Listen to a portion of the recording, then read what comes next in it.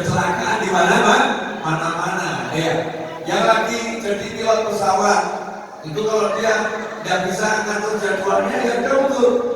Masa saudara-saudara saya cuma dulu pakai terjun payung, ya. Gimana pesawatnya?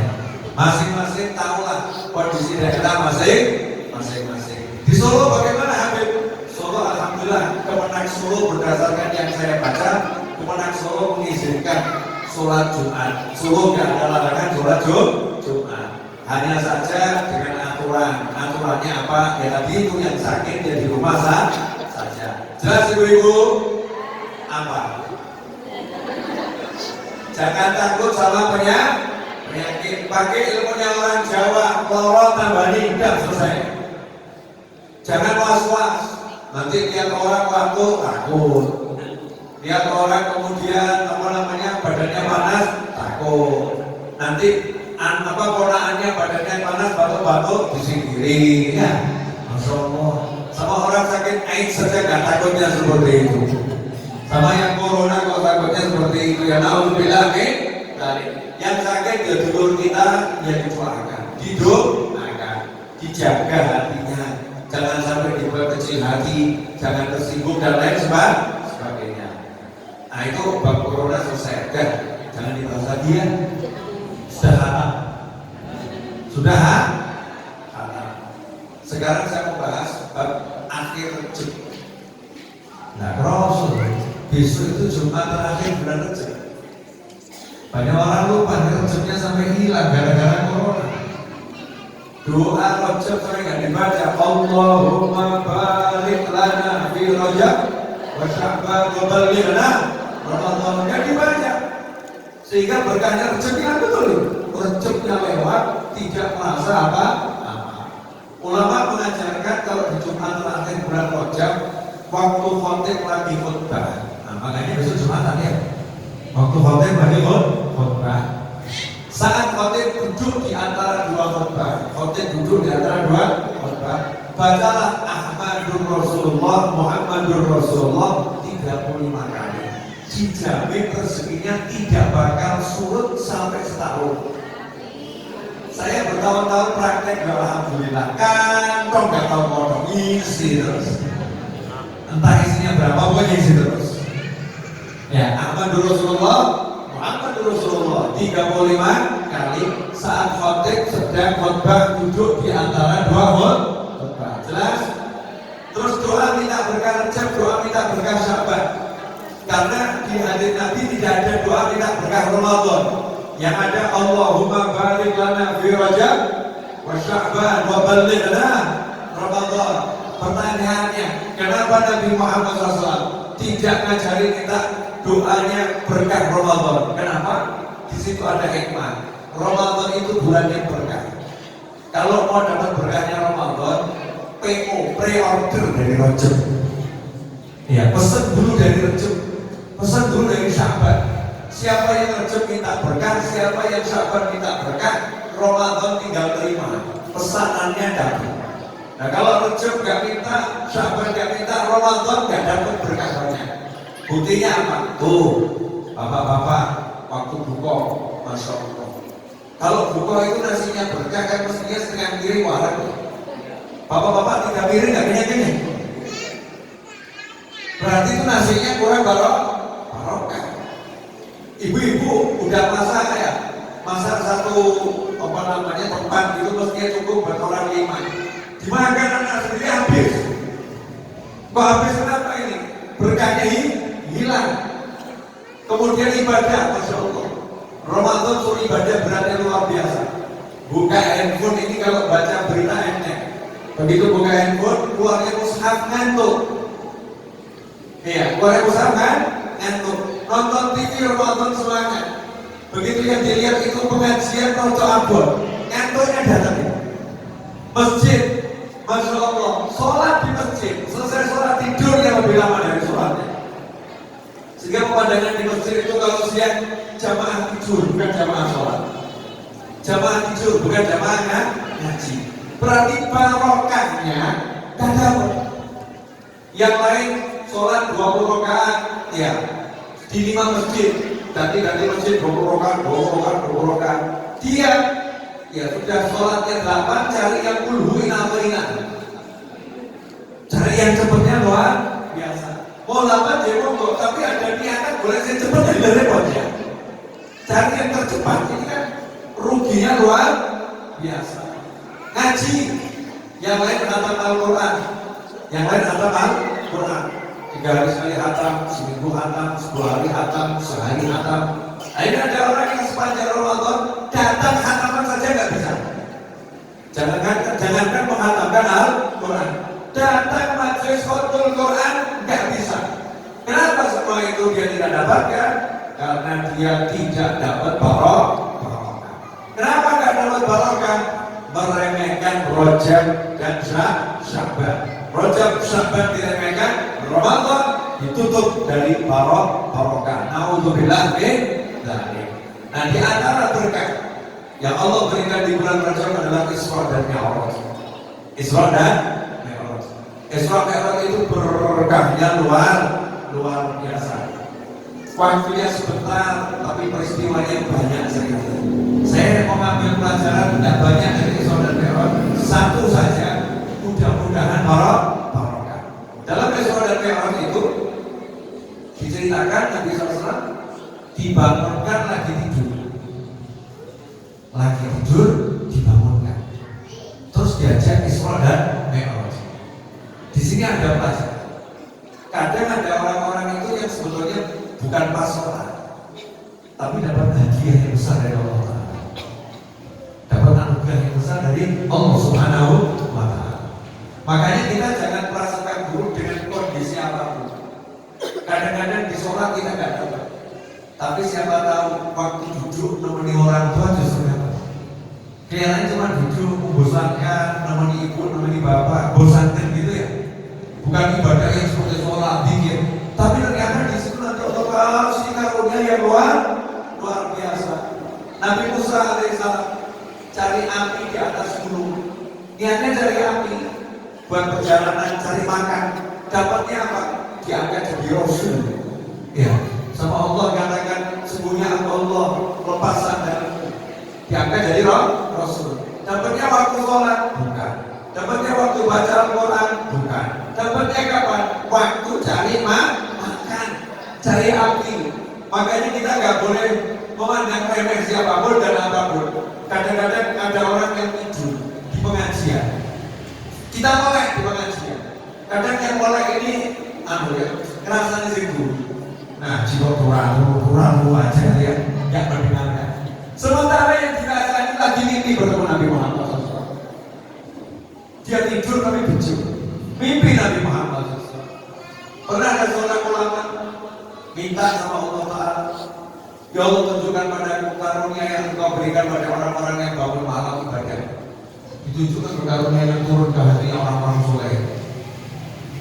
Akhirnya orang yang soleh tadi dikasih tahu sama Allah Ta'ala, itu yang tidur juga dapatnya lebih banyak. Tunjukkan padaku ya Allah karunia yang Kau berikan pada orang-orang yang tidur, yang tidak bangun malam. Ternyata yang tidak bangun malam itu lagi ambil yang dapat pahala lebih banyak dari yang sholat malam. Ulamanya bingung, apa bisa ya? Orang yang tidur ganjarannya kok kalahkan yang bangun? Maka dijawab, yang bangun karena takut, yang tidur karena percaya sama aku, yang tidur karena percaya sama rahmatku, ampunanku. Jadi dia tidurnya itu sama yakin Allah ampuni saya, Allah merahmati saya, Allah menyayangi saya. Bukan karena malas, bukan karena malas, tapi memang dia tidak mampu bangun, tidak mampu bangun, sehingga dia tidurnya dengan yakin walaupun aku tidak mampu bangun, Allah akan merahmati, menyayangi aku. Dan kita masuk yang mana? Yang bangun dia tidak karena takut, yang tidur juga bukan karena percaya dan yakin sama Allah Subhanahu wa Ta'ala. Berarti kita kalau nggak jelas, bangun nggak jelas, tidur nggak jelas. Makanya jadikan jelas, ya jadikan jelas. Walaupun sepele, ibu-ibu nih kadang, ibu merasa di pengajian dapat karunia, belum tentu. Kadang-kadang itu ibu dapatnya banyak ketika nyumbita ya. Ibu nyumbita ke suami, terus suami nyuruh contoh ya. Alhamdulillah, suami ibu senang. Alhamdulillah, Masya Allah. Alhamdulillah, pas suaminya haus, ya, taruh tadi santri kan cukupnya niat, ini istri cukupnya gak niat, gitu ya, gak niat. Beda kalau pengajian niat, tapi suaminya minumnya sama sedang. Bismillahirrahmanirrahim. Alhamdulillah. Senang. Ternyata Allah kasih istri tadi karunia yang lebih banyak dari dia ikut pengajian selama setahun. Karena dia ikut pengajian selama setahun ya biasa-biasa saja. Tapi ketika dia baca suaminya bukan sepertinya luar biasa. Ini pelajaran dari Isra dan Mi'raj. Nabi SAW tidur, dibangunkan, dia ketemu Allah Subhanahu wa Ta'ala. Makanya ya tiba biasa ngomong ini kadang enak, kadang enggak enak. Kadang-kadang kita ini jadi santri, jadi habib, jadi kiai, jadi ustaz, suka lupa. Kemudian kita ini merasa sudah hebat dengan sholat kita, dengan puasa kita, dengan ngaji kita, dengan zikir kita. Terus pandang remeh orang lain. Yang gak ikut pengajian diremehkan, yang gak bisa ngaji diremehkan, yang sholatnya kurang banyak diremehkan. Jadi kalau duduk gak patut dianggap. Kadang-kadang ini gak patut dianggap, itu ternyata dianggap sama Allah Subhanahu wa Ta'ala. Kadang-kadang punya amalan yang luar biasa. Bu, boleh tanya? Saya mau nanya sama ibu boleh? Tapi jangan jujur ya. Pertanyaannya tidak enak. Ibu disuruh baca Al-Quran 1 lembar, sama disuruh bilang terima kasih sama suami kalau dikasih duit sedikit. Mana yang lebih gampang? Sedikit. Suami kasih uang 10.000, ibu bilang terima kasih. Ini maksudnya. Gimana para suami? Bilang terima kasih atau sama ini? Oh, saya apa ini? Atau jazakallah khairan bapak, masya Allah.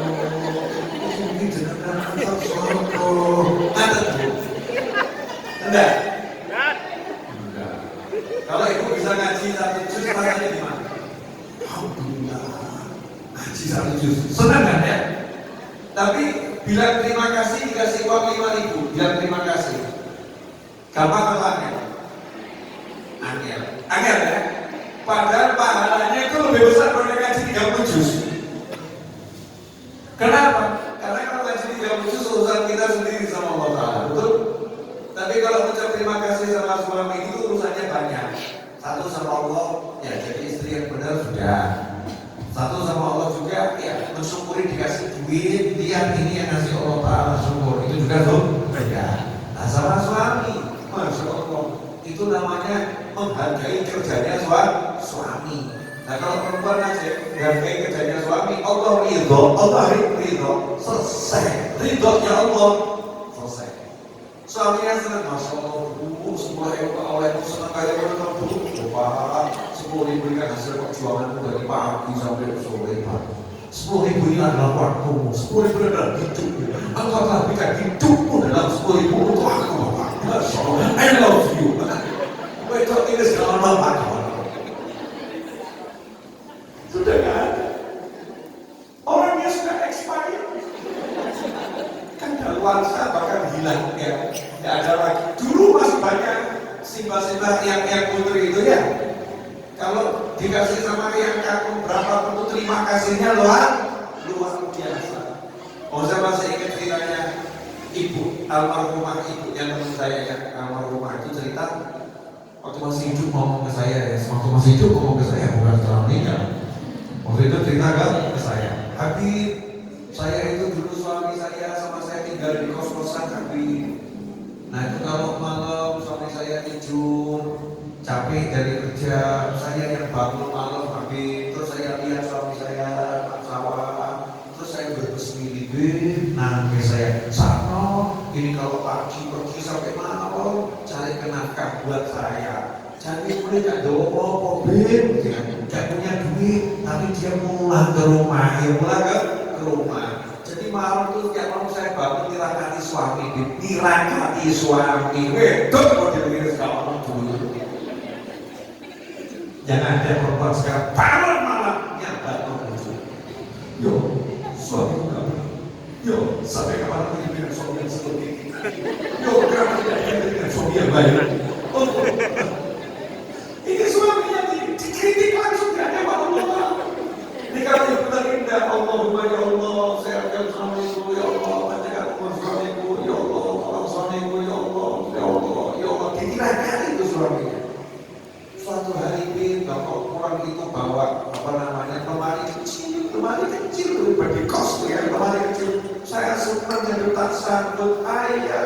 love you, Masya Allah. Bapak pernah begitu kan Pak? Jadi kalau Bapak habis berikan kutuk, Ibu bilang terima kasih atau kalimatnya begini, naruh kutuk ngomong saya, orang ini gak senang aku, makin waktu ini ngajar aja, coba KDW, orangnya hadir banget dia. Halo Ibu. Jadi bilang terima kasih itu mudah atau susah? Pergi pengajian lebih mudah, berangkat ngaji lebih mudah. Ucap sungguh banget luar biasa. Jadi dalam ucapan yang kecil itu ada pahala yang gedenya luar biasa. Tenang Bu, kita apa-apa. Sama juga. Bapak-bapak tolong diingat. Pernah ada bapak duduk menghadapi istri, memandang dengan cinta, terus ngomong begini, sayang, terima kasih telah melahirkan anak-anakku. Pernah? Pernah? Hasil survei membuktikan ibu melahirkan dokter keluar, suami nanya, bagaimana anak saya? Bujuknya gak diurus. Gak ditanya, dokter, bagaimana istri saya? Baru bagaimana anak saya? Gak ada. Yang ada kebalikannya, bagaimana anak saya? Laki atau perempuan? Saya tidak. Mana waras? Alhamdulillah. Sering lupa sama istri. Dan banyak kondisi istri ya. Begitu mulai kan, bujuku siapa? Alhamdulillah. Tenang tadi. Tenang. Mestinya dicari istrinya. Itulah bersyukur jadi perempuan. Bu, jadi belum pernah ya? Nanti pulang sampai rumah ngomong sama suaminya, salam. Bilang terima kasih. Ucap makasih uangnya. Bro, terus kita wani orang pun. Mangsamu gampang. Betul ya Ibu? Jadi belum pernah terima kasih? Sungguh mengagetkan. Lebih dari corona, saudara-saudara. Karena ucap terima kasih aja kok beratnya luar. Nah ini untuk kapan? Pagi itu kan suami tahunya minta kopi, minta teh gitu ya. Betul? Ya kadang-kadang yang minta dibuatkan makanan apa, masakan apa, betul? Pernah enggak setelah minum teh begini? Alhamdulillah. Panitia terima kasih ya. Jazakumullah khairan yang sudah bulan teh, mudah-mudahan dapat surga. Amin. Yang nganterkan juga. Yang bilang amin tadi juga, terutama yang minum amin. Pernah ada suami ngomong sama istri begitu selesai dibuatkan terus ngomong, sayang, makasih.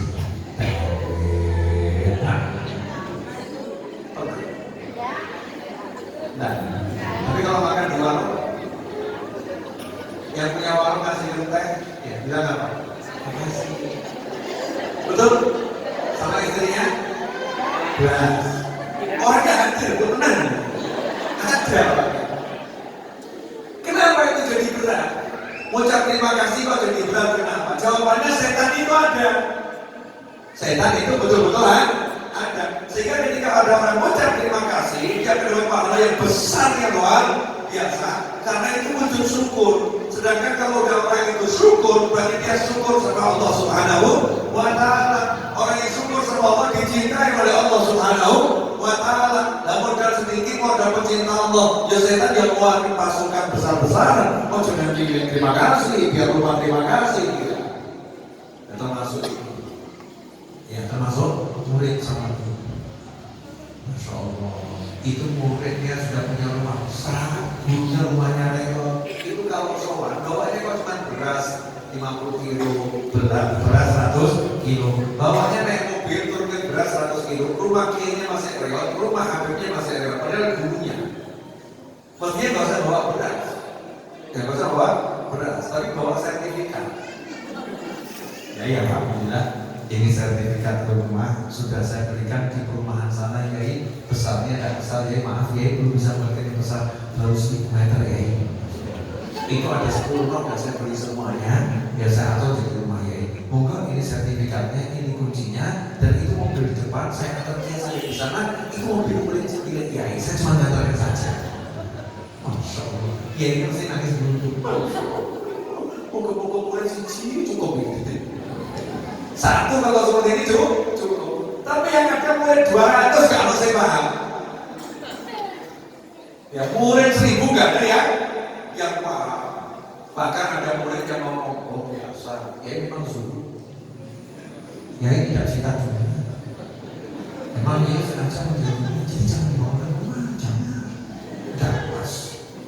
Ya itu sukanya ngasih makan orang, udah kasih beras saja. Rumah gak perlu. Beras, terus kayak beras itu kilo tok gitu. Dan merasa udah jadi murid yang buktinya luar biasa. Dan ini murid jadi berhasil akhiratnya. Belum lagi dunia, jadi berhasil akhiratnya gara-gara guru. Maka orangnya sama gurunya. Makanya Nabi Muhammad SAW ketika ada satu sahabat yang dilaporkan oleh sahabat yang lain karena meruqyah menjampi kepala suku yang non muslim yang tadinya nggak bisa berdiri karena kena sengatan kalajengking, jadi bisa berdiri bahkan bisa loncat-loncat, dikasih 100 ekor kambing, ditanya sama sahabat bahwa Nabi hukumnya kambingnya halal atau haram, karena ini ngambil dari upah membacakan ayat Al-Quran untuk menyembuhkan orang non muslim, dikasih hadiah ini halal atau haram.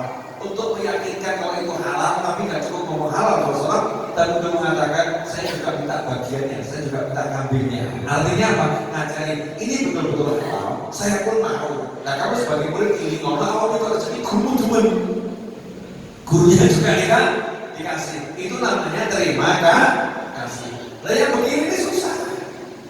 Yang begini susah. Orang lebih mudah sholat, poso, gampang. Zikir la ilaha illallah, teriak-teriak gampang, la ilaha illallah, tapi macam terima kasih sayang, wah, yang luar biasa. Jelas ibu-ibu. Jadi ibu nanti mau mengucap terima kasih sama suaminya.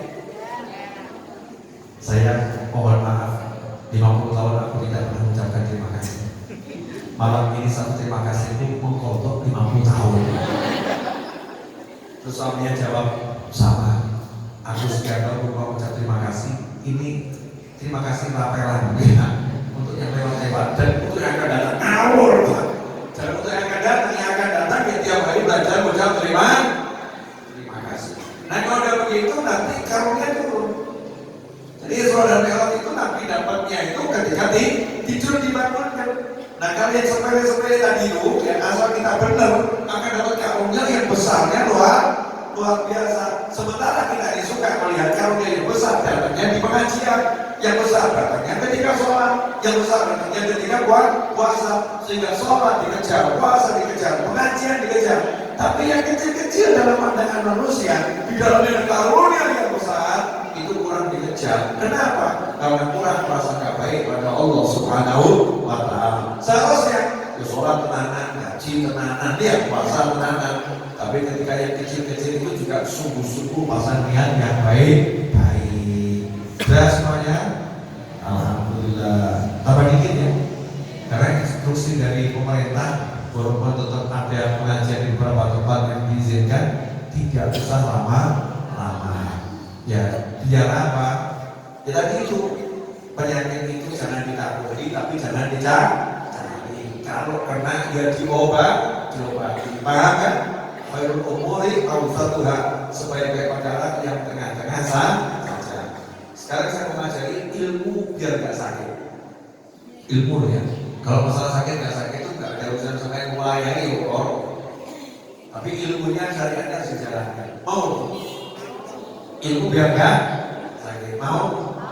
Nomor 1, jangan ada tempat minum atau masakan yang kalau ibu tidur tidak ditutup. Ini sunnah Nabi SAW. Jadi kalau malam ya, kalau tidur itu kalau ada bejana ada isinya, ya ditutup. Kalau nggak punya tutup, walaupun pakai sujen, pakai bolpen ya, sesuatu ditaruh di atasnya. Meskipun itu bolpen. Insya Allah kalau ada bolpen di atasnya itu binatang yang nggak bisa masuk. Itu seperti kunci. Nah, katanya tiap malam itu ada dalam setahun itu ada wabah. Seperti corona itu ya, yang lewat masuk rumahnya orang. Siapa yang ada bejananya terbuka, wabah itu akan masuk. Tapi kalau tertutup, insya Allah tidak akan masuk. Makanya masakan juga jadi menutupi masakan, gitu kan ya. Pancingnya tutupnya hilang. Dia ambil supir taruh di atasnya udah selesai. Niat itu gantinya tuh tutup. Pokoknya ada yang ditaruh di atasnya. Nomor satu itu. Nomor dua, sunnah Nabi kalau mau makan itu suruh cuci tangan. Mau makan suruh cuci tangan. Bahkan dikatakan ini menyebabkan orang jauh dari kewakilan, anti melarat. Kalau mau makan cuci tangan. Nah, apalagi zaman sekarang masih banyak penyakit gak jelas beredar ini ya. Mau makan dimanapun, ya, makan apapun dia cuci tangan. Cuci tangannya pakai apa? Pakai air. Ya, cuci tangan pakai air. Dia mau ditambahin sabun, tambahan terserah. Tapi yang paling pokok pakai air. Itu yang kedua, cuci tangan. Kemudian yang ketiga, Nabi sendiri SAW mengajarkan orang kalau tidur malam mau wudhu ke kamar mandi, nggak boleh masukkan tangannya ke dalam bak mandi. Kalau masih bak ya, nggak boleh masukkan tangannya ke dalam bak mandi, karena kamu tidak tahu tanganmu ini tidur di mana.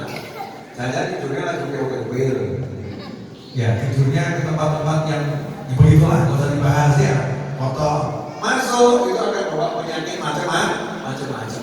Nah kalau tidur saja, tangannya aku bangun nggak boleh masuk ke tempat yang macam-macam, apalagi melek. Jadi kadang orang tuh melek, syukur itu nggak ada, saya ngomongnya belak-belakan, meleknya upil-upil, garuk-garuk ke tempat yang nggak jelas, terus ngajak salaman orang, ya nggak boleh. Itu bukan ajarannya Islam. Salaman itu sunnah, salaman itu sunnah. Tapi ada aturannya. Tanganmu kalau mau kena muslim yang lain, dia harus bersih. Mau coba upil-upil, jaga salaman kiai ini. Terus kiainya nolak, kiai nolak tanganmu. Kiai tidak ikut sunnah. Bukan kiai tidak ikut sunnah. Kamu menyalahi sunnah. Kiai menjalankan sunnah. Karena di antara sunnah an-nadhafatu minal iman. Kebersihan adalah bagian daripada iman. Jadi jaga betul. Waktu tidur aja suruh jaga, apalagi melek. Cuci tangan yang bersih. Apalagi mau ditingkatkan tasbihul wudu. Lebih bagus. Selalu dalam keadaan berwudu. Batal wudu. Enggak batal wudu boleh. Misalnya keluar dari pasar itu, walaupun punya wudu, karena di jalanan banyak macam-macam ya, banyak macam. Biar seger dan bersih masuk rumah, ngulangi niat memperbarui wudu. Ya itu ada pahalanya sendiri. Apalagi kalau sholat sunnah dulu, masuk rumah ke setelah duha rakaat, kali itu wudu lagi, kan ya menyenangkan luar biasa. Super bersih, jaga kebersihan. Nah, kemudian makan. Ini bab makan ini banyak orang yang gagal paham. Masya Allah. Dan kadang-kadang ini yang nyugi makan juga gak paham. Yang nyugi makan gak paham. Makanya banyak kiai, banyak ulama jatuh sakit gara-gara jamaah yang udah pengajian. Kenapa? Nah, karena isinya makannya itu hampir sekarang gak ada sayur mayur, gak ada bawang. Oh digeduk sapi terus. Ya sate gulai. Nah kalau yang rugi kan cuma semalam itu ya. Nah yang disuguhi tiap malam. Biar dia tiap malam. Makanya kalau anda jadi ustaz, jadi kiai, harus pintar-pintar lihat makanan. Kalau disuguhi yang rugi ya jangan disalahkan. Dia kan mau jago ya. Oh sate. Kok adanya apel? Makan apel. Saya menyarankan tiap hari makan apel sama pisang. Jangan nanti kalau haji insya Allah ya, itu menu wajib jamaah haji, setiap menunya apapun pasti ada apel sama pisang. Yang udah pernah haji coba ingat-ingat, mesti itu kalau ada catering ya, di situ buahnya kalau ada apel pisang tiap hari. Kenapa? Karena apel dan pisang itu antioksidannya besar. Itu penangkal racun, penangkal virus. Jadi kalau satu hari makan apel satu, makan pisang satu, insya Allah badannya akan kuat, badannya akan sehat. Nah kalau sudah makannya pisang jalan, makannya apel jalan, sayur mayur jalan, sesekali makan daging ya, kemudian badannya bersih, doanya jalan. Insya Allah penyakit itu kalau mau masuk keluar dengan sendirinya, pergi dengan sendirinya, nggak kuat penyakitnya. Nah kalau udah begitu masih kena penyakit, itulah judulnya takdir, selesai. Judulnya nasib. Nah kalau udah nasibnya kena jatah sakit, pakai ilmunya orang Jawa, tambah persen. Gak usah pakai bersuara, itu sakit yang lebih parah. Dia tinggal berobat, lawan dokter. Ya kalau emang dia punya obat dokter, dia ke dokter. Yang punya teori penyembuhannya itu, misalnya kok ahli herbal, dia ke herbal. Yang bisa orang tukang pijat, dia pijat. Pokoknya ikhtiar. Karena kesembuhan datangnya bukan dari obat, tapi dari Allah Subhanahu wa Ta'ala. Sehubungan dengan virus corona, tidak ada yang lebih baik selain doa dan menjaga kesehatan tubuh. Karena sampai hari ini obatnya itu belum ada, obat penangkal virusnya belum ada. Sehingga kalau orang sakit kena virus corona itu tinggal diobati. Karena penyakit yang ditimbulkan kan beda-beda diobati. Alhamdulillah rata-rata sembuh, sembuh. Baik itu kita ada yang mati, ada yang meninggal, wayai. Kesuaian. Oh tapi ya dijelaskan jangan cuma wayai, harus diobati kok ya. Sudah diobati, ya diupayakan meninggal. Ya itu udah takdirnya. Nomor satu itu, nomor dua, zahirnya memang rata-rata punya penyakit lain. Jadi bukan cuma karena corona, ada penyakit lain yang memang penyakitnya berat, ketambahan kena corona, jadinya itu akhirnya penyakitnya double, badannya nggak kuat, pas Israel datang, alaihissalam, selesai berangkat. Nah nanti kalau ada yang saudara sebangsa kita kena, ini kan lagi ada yang kena ya, saudara sebangsa kita kena, jangan dikecilkan hatinya, bilang tenang, gue panas insyaallah, sehat kamu. Yang penting kamu banyak istirahat dan mau berobat. Jangan kemudian aku kena corona, terus jadi malu tambah. Oh itu seperti orang flu.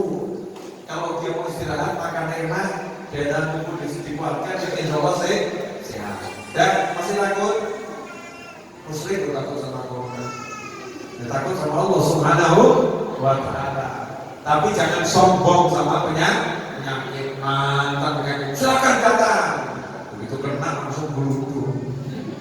Gaya kena kemudian nangis ya. Alhamdulillah jangan minta sakit, jangan tentang penyakit, jangan takut sama apapun, takut kepada Allah Subhanahu wa Ta'ala. Doa jalankan, ikhtiar zahir dimaksimalkan.